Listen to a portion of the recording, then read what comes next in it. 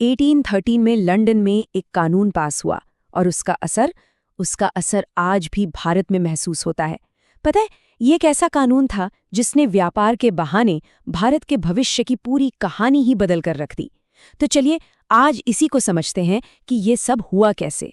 तो सवाल ये उठता है कि क्या वाकई में एक अकेला कानून किसी पूरे देश की किस्मत बदल सकता है? सुनने में ये बात थोड़ी बड़ी लगती है ना, लेकिन इतिहास को देखें तो हाँ, कई बार ऐसा ही हुआ है।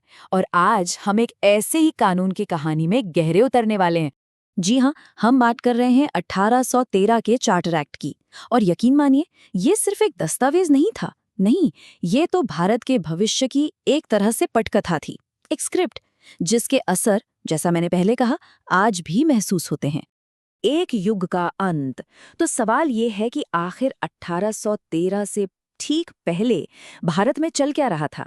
देखिए, ईस्ट इंडिया कंपनी का राज तो था ही, लेकिन उसका जो सबसे बड़ा हथियार था, मतलब उसका व्यापार पर एकाधिकार, वो अब खत्म होने की कगार पर आ चुका था। अच्छा, इस एकाधिकार का मतलब क्या था? इसका सीधा सा मतलब ये था कि सिर्फ और सिर्फ ईस्ट इंडिया कंपनी ही भारत के साथ व्यापार कर सकती थी, कोई और ब्रिटिश व्यापारी नहीं। सोचिए, ये एक ऐसी सुनहरी तिजोरी थी जिसकी चाबी सिर्फ और सिर्फ कंपनी के पास थी। लेकिन अब उस तिजोरी पर कई लोगों की नजरें गड़ी हुई थी। तो यहाँ से शुरू होती है बदलाव की लहर, क्योंकि ब्रिटेन में अब कुछ बहुत पावरफुल फोर्सेस, कुछ शक्तिशाली ताकतें कंपनी की इस तिजोरी को तोड़ने के लिए एक साथ आ रही थी। माहौल बदल रहा था, एक बहुत बड़े बदलाव की लहर उठ रही थी। तो एक कौन सी ताकतें थीं? असल में ये 3 बड़ी ताकतें थीं जिन्होंने मिलकर ब्रिटिश संसद पर इतना जबरदस्त दबाव बनाया कि उन्हें 1813 का ये एक्ट पास करना ही पड़ा। चलिए एक एक करके देखते हैं कि ये ताकतें कौन थी और आखिर ये चाहती क्या थी। जरा सोचिए, 3 बिल्कुल अलग अलग ग्रुप, लेकिन सबका लक्ष्य एक। पहला ग्रुप था ब्रिटेन के नए नए उद्योगपतियों का। इनकी फैक्ट्रियों में माल तो बन रहा था, पर उन्हें बेचने के लिए भारत जैसा विशाल बाजार चाहिए था। दूसरा ग्रुप था एडम स्मिथ जैसे अर्थशास्त्रियों से इंस्पायर हुए लोगों का। इनका मानना था कि कंपनी का ये जो एकाधिकार है ना, ये पूरी अर्थव्यवस्था के लिए जहर की तरह है। और तीसरा, ईसाई मिशनरी, जो भारत आकर अपने धर्म का प्रचार करने की इजाजत मांग रहे थे। और फिर आया 1813 का नया आदेश पत्र। इन सभी दबावों के जवाब में ब्रिटिश संसद ने आखिरकार 1813 का चार्टर एक्ट पास कर ही दिया। ये एक नया आदेश था, एक बिल्कुल नई दिशा। और जानते हैं, इस एक्ट का सबसे बड़ा, सबसे जरूरी बदलाव क्या था? वो ये था कि भारत के साथ व्यापार का दरवाजा अब सभी ब्रिटिश व्यापारियों के लिए खोल दिया गया था। मतलब कंपनी की लगभग 200 साल पुरानी जो बादशाहत थी, वो एक झटके में खत्म हो गई। हाँ, बस चाय और चीन के साथ व्यापार पर उनका एक अधिकार बचा रहा। लेकिन रुकिए, बात सिर्फ व्यापार पर खत्म नहीं हुई। इस एक्ट ने भारत के सामाजिक और राजनीतिक ताने बाने को भी हमेशा के लिए बदल दिया। ईसाई मिशनरियों को भारत आने की ऑफिशियल इजाजत मिल गई। और सबसे जरूरी बात, कंपनी की भूमिका ही बदल गई। अब वो सिर्फ एक ट्रेडिंग कंपनी नहीं थी, बल्कि अब वो ब्रिटिश ताज यानी ब्रिटिश क्राउन की तरफ से भारत पर शासन करने वाली एक एडमिनिस्ट्रेटिव बॉडी, एक प्रशासनिक संस्था बन गई थी। इस एक्ट में एक और चीज थी जो उस वक्त के हिसाब से काफी ऐतिहासिक और सच कहूं तो थोड़ी हैरान करने वाली भी थी। इतिहास में पहली बार भारतीयों की शिक्षा के लिए सरकार ने पैसा अलग से रखा। कितना? सालाना 1 लाख रुपए। अब देखिए, ये रकम भले ही आज के हिसाब से बहुत कम लगे, लेकिन इसने एक बहुत बड़ी बहस को जन्म दे दिया। सवाल ये था कि इस पैसे को खर्च कहाँ किया जाए। क्या इसे संस्कृत और फारसी जैसी पारंपरिक भारतीय विद्या को पढ़ाने में लगाया जाए, या फिर इसे अंग्रेजी और वेस्टर्न साइंस पढ़ाने पर खर्च किया जाए। यही थी वो मशहूर ओरिएंटलिस्ट बनाम एंग्लिसिस्ट बहस जो दशकों तक चली। और इसी बहस ने एक तरह से भारत की आधुनिक शिक्षा प्रणाली की नींव रखी।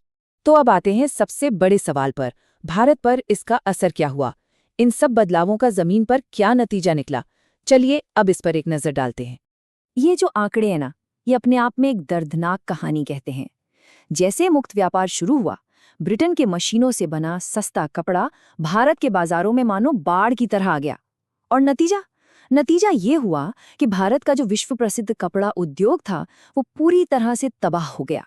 निर्यात में लगभग 90% की गिरावट आई। ये कोई छोटी मोटी बात नहीं थी, ये एक आर्थिक तबाही थी। और इसी स्थिति को देखकर दादाभाई नौरोजी ने अपनी वो मशहूर ड्रेन ऑफ वेल्थ थ्योरी दी थी। उनका साफ साफ कहना था कि भारत की संपत्ति, भारत का पैसा लगातार ब्रिटेन की ओर बह रहा था और बदले में भारत को कुछ भी नहीं मिल रहा था। एक वन वे ट्रांसफर था। तो हुआ ये कि भारत की पूरी भूमिका ही बदल दी गई। अब भारत ब्रिटेन की फैक्ट्रियों के लिए सिर्फ कच्चा माल जैसे कि कपास भेजने वाला एक सप्लायर बन गया और उन्हीं फैक्ट्रियों से बना हुआ महंगा कपड़ा खरीदने वाला एक बाजार। यही थी भारत के डी इंडस्ट्रियलाइजेशन यानी औद्योगिकरण की शुरुआत। लेकिन जैसा कहते हैं, हर सिक्के का एक दूसरा पहलू भी होता है। मिशनरियों और सरकारी फंड की मदद से नए नए स्कूल और कॉलेज खुले।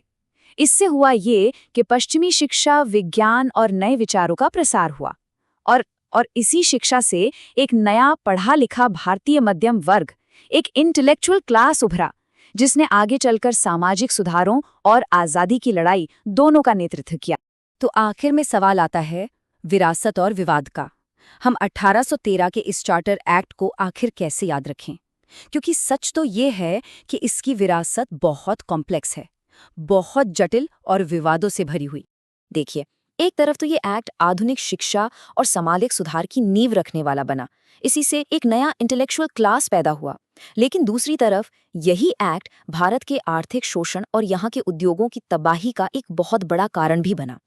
तो इसकी विरासत में अच्छाई भी है और बुराई भी, दोनों ही शामिल है। लेकिन इन सब बहस के बीच एक बात बिल्कुल साफ है, इस एक्ट ने भारत पर ब्रिटिश पकड़ को पहले से कहीं ज्यादा मजबूत कर दिया। कंपनी अब एक व्यापारी कम और लंदन में बैठी सरकार के लिए काम करने वाली एक एडमिनिस्ट्रेटिव मशीनरी ज्यादा बन गई थी। तो हम घूम फिरकर फिर से उसी सवाल पर वापस आते हैं, 1813 का ये एक्ट आखिर था क्या? प्रगति की एक नई शुरुआत या फिर शोषण का एक नया और शायद पहले से भी ज्यादा खतरनाक औजार? इसका कोई सीधा सीधा जवाब नहीं है और शायद यही बात इसे इतिहास का एक इतना जरूरी, इतना महत्वपूर्ण मोड़ बनाती